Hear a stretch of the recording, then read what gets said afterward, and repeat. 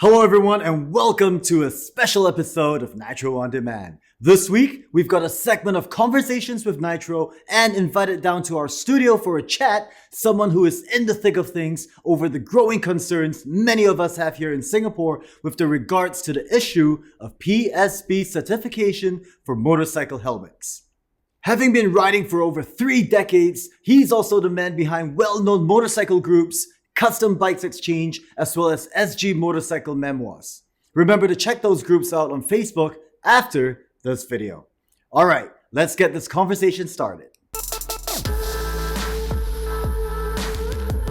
Hello Joe, thank you so much for joining us in this evening and for this particular episode and segment of conversations. Thank you for having me. Thank you for being here. So there is this issue that is arise over the course of the past few weeks here in Singapore, and that's specifically, we're talking about the PSB helmet increase in enforcement and also mild changes, or rather some changes to the regulations. What are your thoughts? Well, PSB helmet has always been the only approved helmets in Singapore for those that you didn't know. Before that was 𝗬𝗎, because I've been riding for many years. Right? I don't reveal my Not age. disclosing the numbers. But because before that was 𝗬𝗎, a sticker and stuff, then changed to PSB. It has always been only PSB approved helmets. But I think the enforcement has been a little bit like discretionary on the traffic police for a number of years. So when the news came about, it's actually not new. But of course, they mentioned that the punishment will be increased. Right. So that also triggered a lot of, ruffled a lot of feathers. I think a lot of people have already mentioned, why PSB helmet vis-a-vis my RI helmet, my Shoei helmet, my HAC, whatever, right? I think coming from a former civil servant's perspective, it is something which is correct, right? It is something that needs to be enforced. However, the execution, I think, needs some improvement, right? They are not talking about really talking about those helmets that are really quite of a certain safety standard.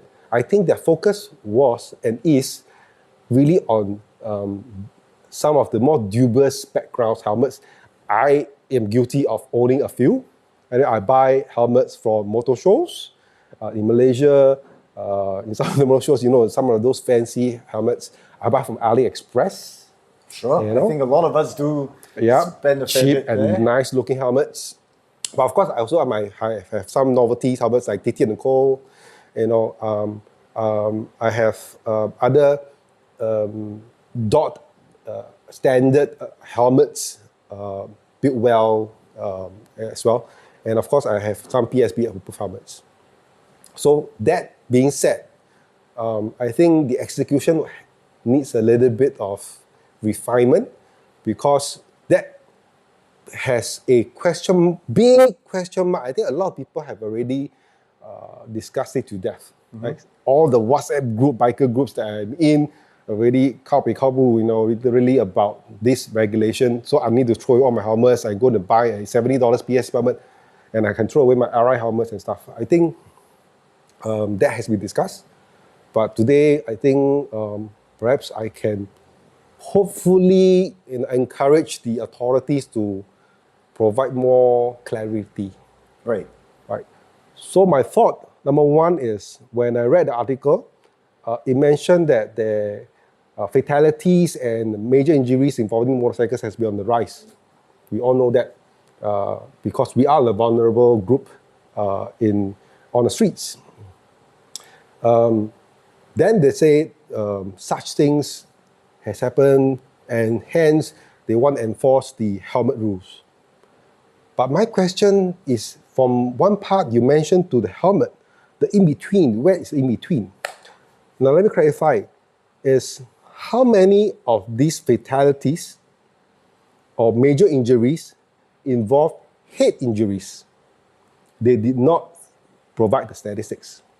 How many of these major injuries or some injuries that is being reported to traffic police in the investigation, does traffic police really seize the motorcycle helmet and check whether they are of PSB approved, they are not PSB approved. If they are not, whether they are from reputable manufacturers or Alibaba type of motorcycle helmets. So the statistics aren't shown to us. What I can say right now is, unless statistics is laid on the table for us to see, I have my doubts, right? And I also have my doubts if I'm going to wear a PSB approved helmet. And now I'm not talking about open face, whatever, because if you have a frontal impact, your jaw will still go, right? Let's put it as we have a reasonable sub $200 PSB helmet, which is the mass market. Yes, the exactly. Majority. Right. Yep. Not too expensive, and I think to invest in the quality helmet is everyone's responsibility as a motorcyclist. Let's say sub 100, sub 200, PSB approved, right?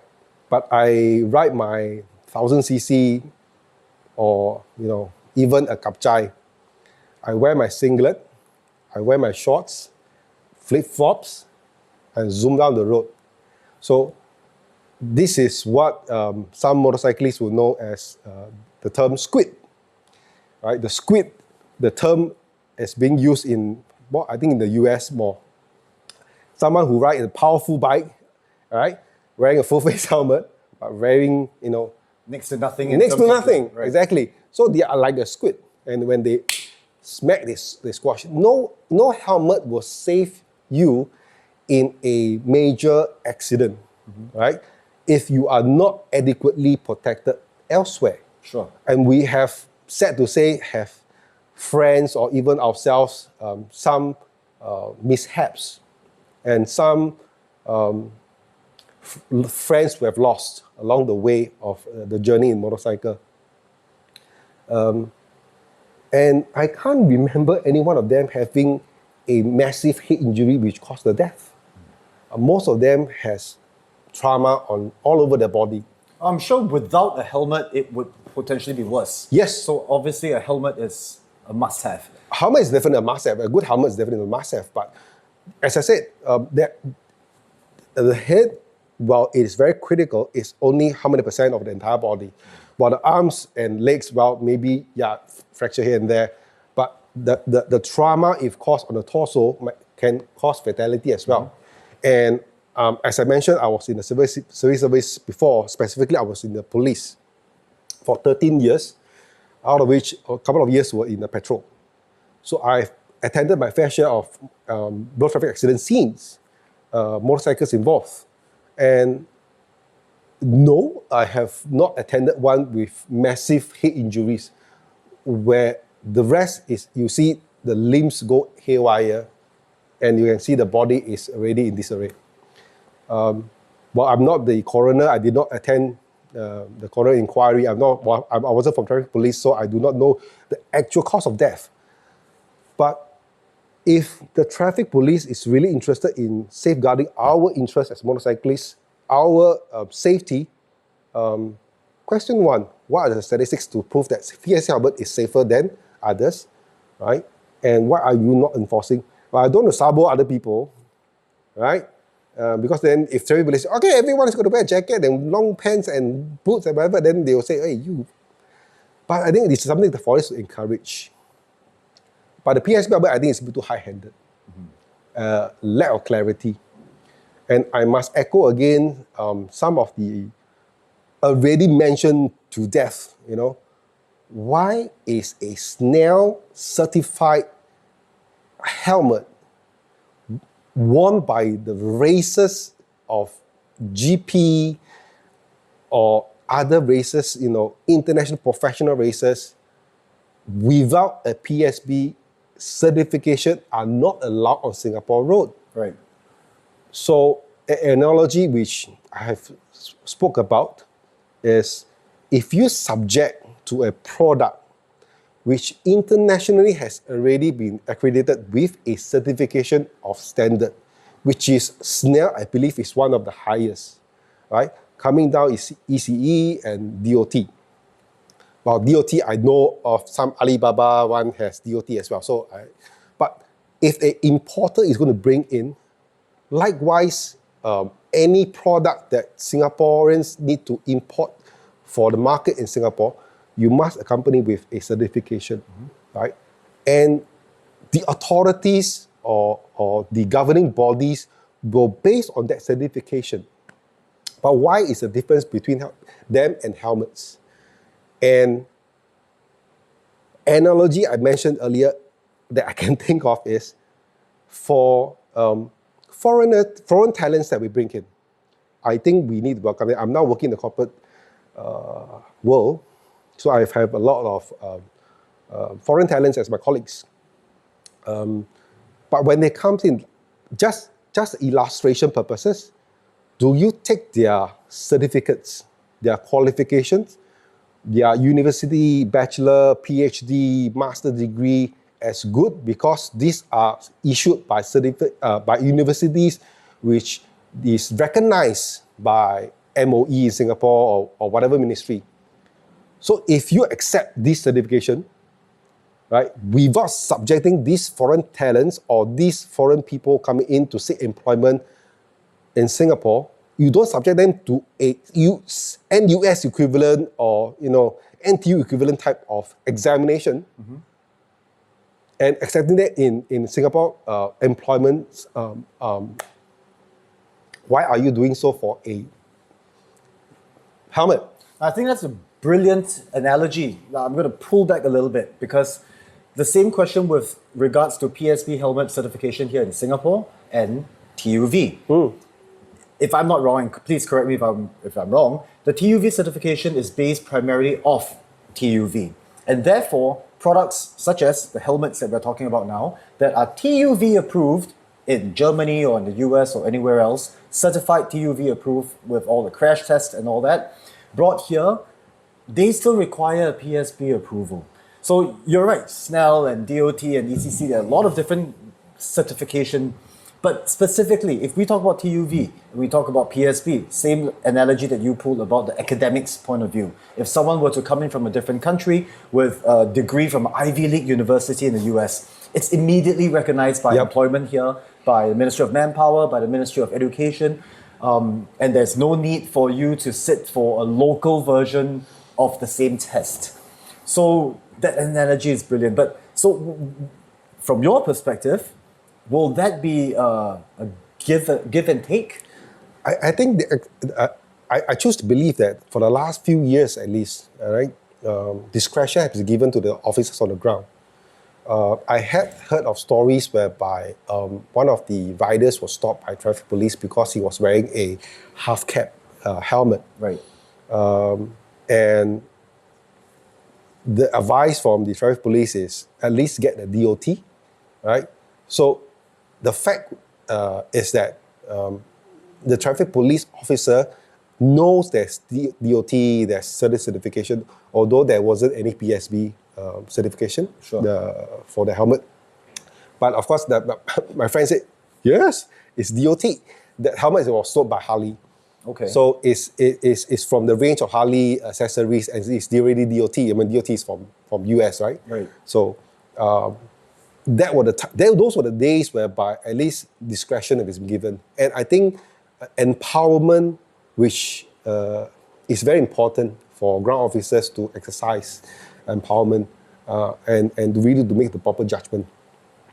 If let's say someone is wearing a $1,800 full carbon fiber RI and zooming down the road, respecting the rules and regulations of the road and stuff like that, and he's going to be pulled over and he's going to be penalized because he's not wearing a PSB approved helmet, where someone else just zoomed past in a $70 PSB helmet and is laughing away, ha ha ha ha.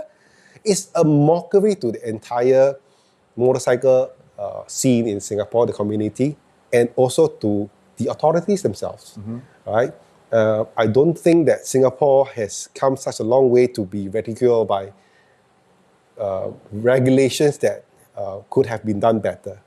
If they have really think more, and I will say this, bring it up because I always remember one of my supervisors back when I was in the force.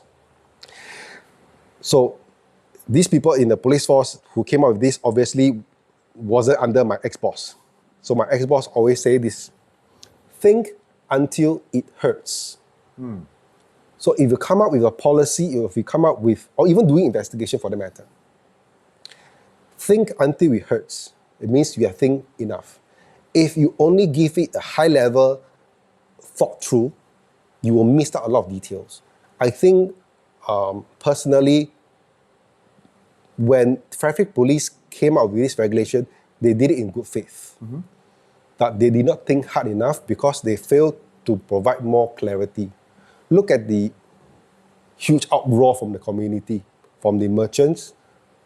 Because this affects businesses. Yes, Every exactly. single business is affected. So you are saying that all these SMEs, and I have personal friends who has vast interest in motorcycle apparels, helmets inclusive, and they have been thriving for a while, but because of COVID, they've been suffering, and of course of rental issues. It's not easy running a business in Singapore. The competition is very high and stuff like that. But I'm glad that they have already so-called stood firm and managed to brave through a lot of storms.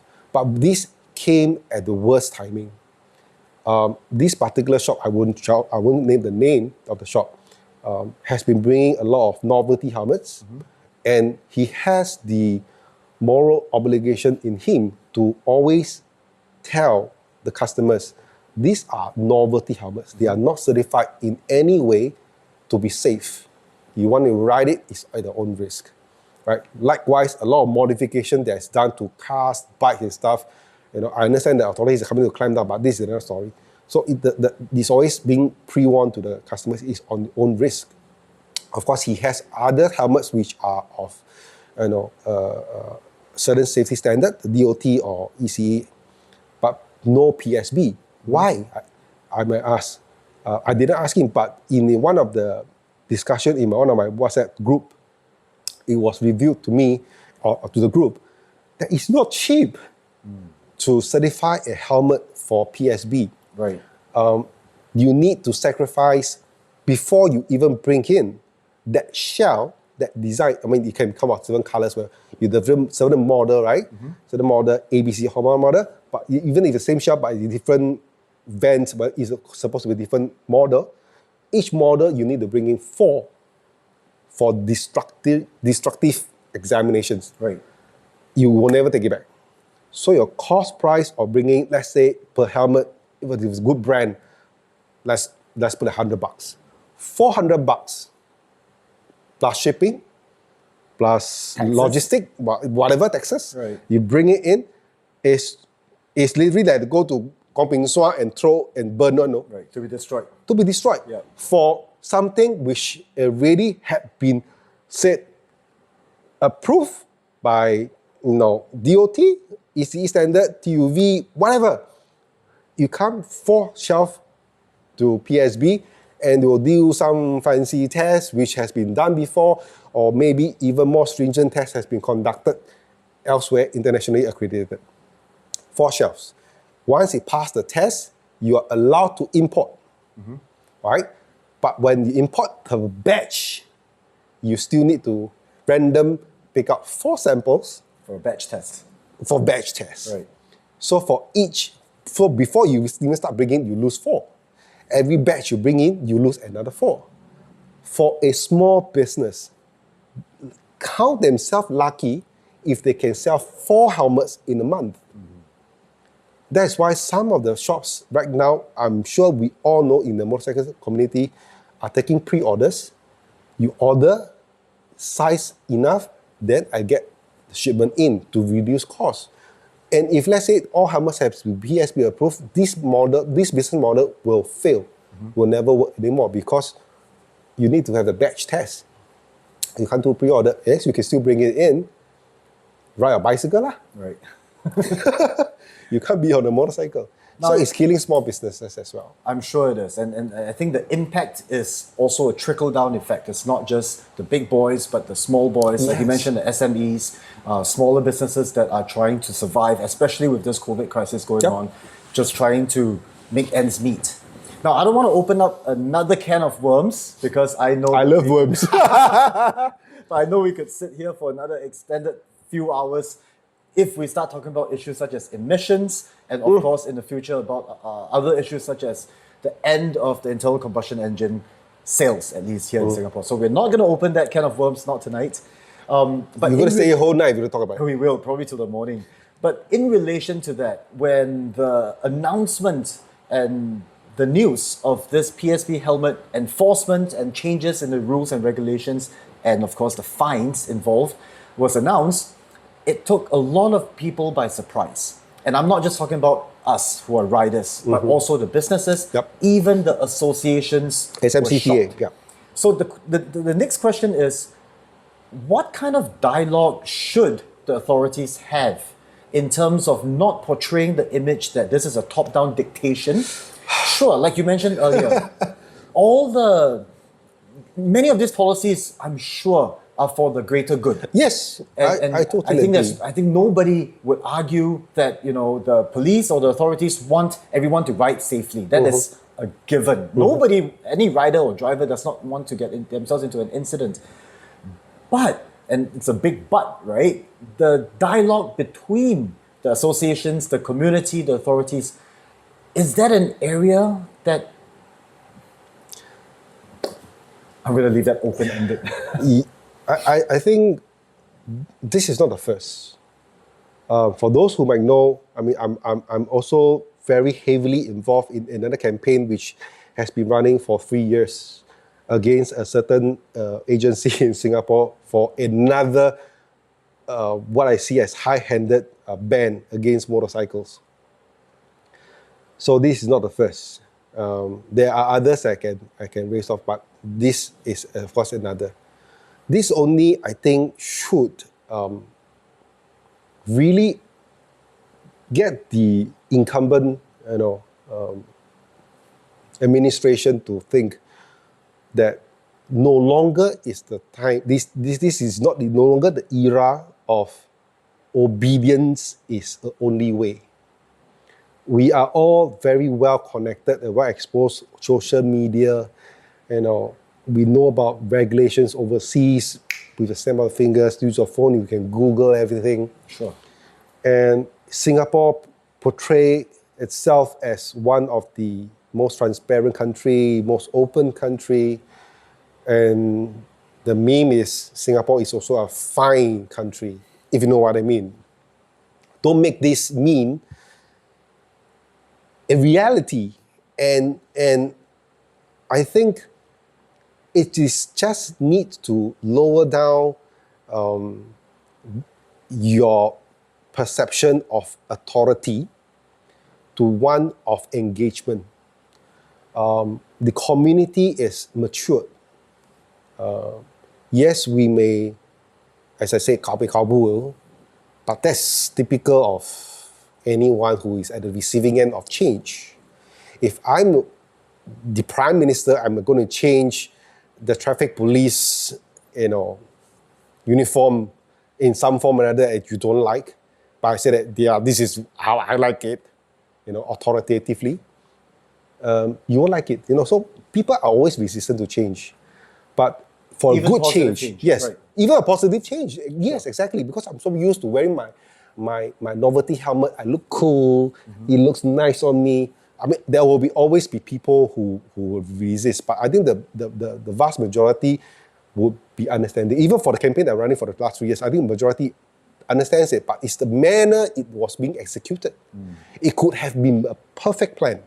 It could have been a plan for a win-win-win situation for the mission that the government want to embrace, the end users, and the business.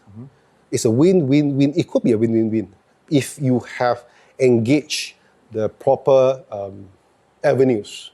For motorcycles, of course, there is a Singapore Motorcycle Trade Association, although there will be a lot of people, a lot of businesses who disagree. But in the lack of another association, right, SMCTA, even the previous, now it's Motorsport Singapore, right? Last time SMSA. What used to be a SMSA, right? So I was from SMSA, I was a committee member as well. So you can engage these interest groups, which they will know where to point you to. If they aren't the rightful party or the only group that might be impacted. They would not have the connections and the contacts, right, to engage a positive feedback. If the agency that imposed the ban 3 years ago and TP would have engaged the interest groups, the associations, prior to just issue a press conference and this is this. Right. The difficulty is when you issue such rule or regulation or ban or whatever you call that. If it is thorough, everyone says good job, but we have seen gaps, right? It's not looking very good on you, right? And you can't retract it as easily as it is. Mm-hmm.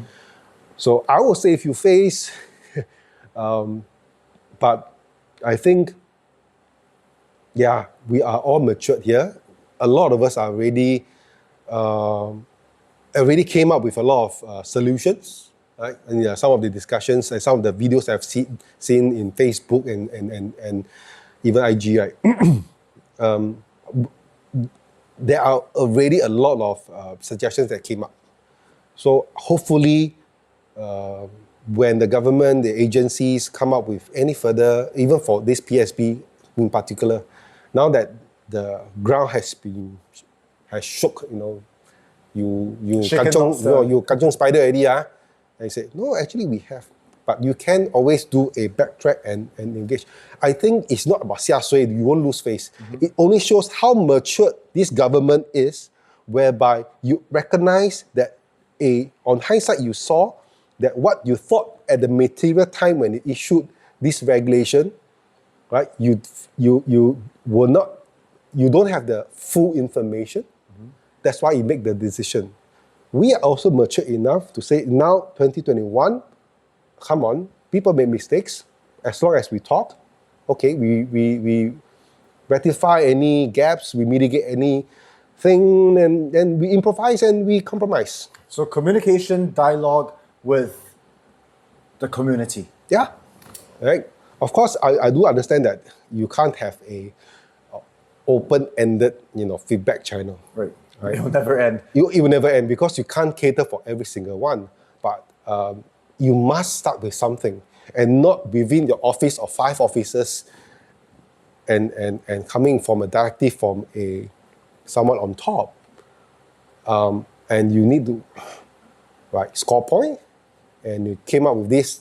You stack your pillow, double the pillows, and you thought of this plan. Say, okay, let's do it, But you must understand the downstream repercussion is on you. And the impact is on everyone. Yeah. Right. And why should I be feeling the downstream ripple effect when I'm, for example, coming back to this PSB issue, I'm already wearing a helmet of a certified standard, but without the PSB sticker. Mm. Are you opening up a business? I can sell sticker in Korea, Carousel. I will. There'll be stupid people do that, right? I think there are already people doing it. Which is illegal. That's my business idea. Illegal. Yeah, I mean, there are jokes about me making, hey, can you print the sticker? Can you airbrush the sticker? Right. On my helmet and that's it. But is a sticker safe? Is the PSB standard really that safe? I don't know what the tests are. I really do not know. It is recognized in Singapore. Is it recognized anywhere else? Mm-hmm. If you adopt a certain standard or test regime from an internationally accredited test center, you take the specs and how the methodology from them and you do it in Singapore, and that's why you issue these helmets with PSB helmet stickers. So you are duplicating a test which has been done elsewhere and recognized. Right. Internationally recognized, anywhere else in the world except the fine country of Singapore, recognize these TUVs now ECE dot helmets. But in Singapore, we said, you must go to PSB because we duplicate the test, double tested. Does it make it safer? if I sit for O-level twice, maybe I can get a better grade. You know, that's why they come about again. Why you subject a helmet which is a product, is a manufactured item, which can be accompanied with a certification, so much same as a car that is being imported in Singapore, whether by authorized dealer, authorized distributor, parent importers, and they say these are cars which pass this emission test, is Euro 5 or Euro 6 now, right? It is of a certain crash test, what's the test called? NCAP. NCAP, safety standard. Do you say, you want to import 3 Ferraris, huh? Can. You must bring in 1 Ferrari, one enough already. 1 Ferrari, every batch, 2 Ferrari, let me NCAP Singapore. I give you PSB sticker on the bonnet. Do you do that? If you don't do that, why do that for helmets? Right. So, there is this lopsidedness here. Why certain products you subject them to a PSB, while some other? Why some you accept the certs, why some you don't? You know, and there are some other items which are critical to our protection as well. There is no requirement for you to wear them, right? I'm afraid that if, let's say, the law come about to say, oh, you must wear jackets and stuff like that, down the line, if my children starts to ride a motorcycle, they say, oh, you must go to PSB. PSB will give you one sticker on, or make sure the padding is this padding, whatever, you know, what's the padding? There's a national standard as well, right? Yeah. I think it's EC, I think. Something like EC, something. And the boots as well. And maybe your underwear next time, you know, make sure it's sweat absorbent so that you don't need to, you know, adjust your underwear when riding, so compromise safety. It's never ending, right? The questions mark is always coming. But I think just be transparent and justify your regulations. Because we are no longer in the 50s or 60s, you know, the one on top say 1, we cannot say 1.5, don't talk about 2, not even 1.1, you know. We will challenge. We have matured, and Singapore has grown over the years. When we began independence, it's like governing a small little toddler. You give them a whack, you tell them what to do. You teach the citizens good manners. Then it becomes adolescence, right? That's when you come up with a lot of regulations and rules and really whack the fella. But I think now we have grown up as a nation, likewise the citizens ourselves. And with modern technology and modern education, we will question. And we will question maturely, responsibly. And we will offer alternatives. Just don't shut us off.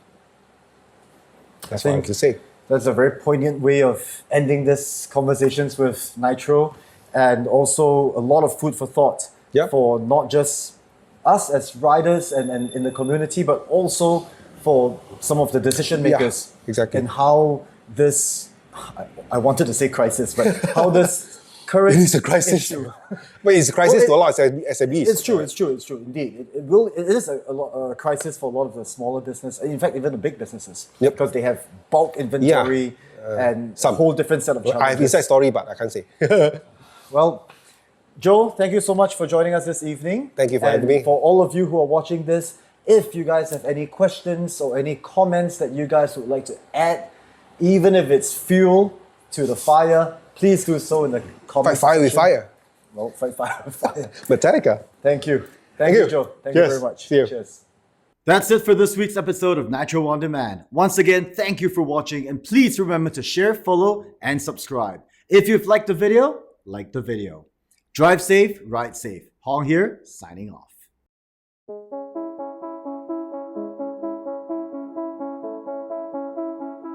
Heute hatten wir das Erlebnis, dass wir mal unsere Produkte auch mal live in Extremsituationen testen durften.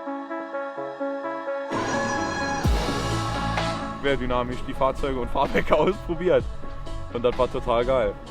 Ja, diese Kombination aus Technik, Fahren, Fortbewegen, Grenzen der Physik irgendwie selber erleben. Der Dämpfer macht einfach so viel aus im Auto und dann zu sehen, dass man doch so sanft über Straßen gleiten kann oder doch so knallhart über den Boden brettern kann, wo man jedes Schlagloch mitnehmen kann. Das ist aber das Fahrgefühl und das machen wir. Yeah.